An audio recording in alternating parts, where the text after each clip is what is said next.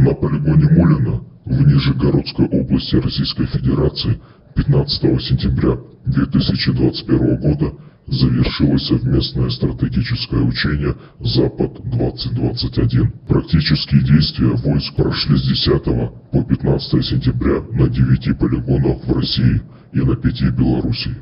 Цель проведения данных учений – тренировка совместных действий вооруженных сил двух стран в интересах обеспечения военной безопасности союзного государства. На учениях принимали участие военнослужащие воинских частей и подразделений Западного военного округа Вооруженных сил Российской Федерации, представители штаба руководства и личный состав воинских контингентов Вооруженных сил Армении, Белоруссии, Индии, Казахстана, Кыргызстана и Монголии. Из Вооруженных сил Кыргызской Республики в маневрах коалиционной группировки приняли участие военнослужащие специального подразделения «Пантера» Вооруженных сил Кыргызской Республики, более 50 бойцов. В учениях были задействованы до 200 тысяч человек.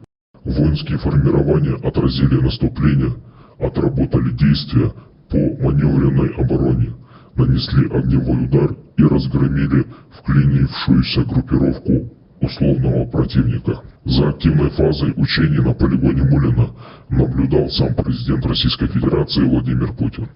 По итогам учения «Запад-2021» в наибольшей степени отличившиеся военнослужащие воинских контингентов коалиционной группировки войск были поощрены ведомственными наградами от Министерства обороны Российской Федерации.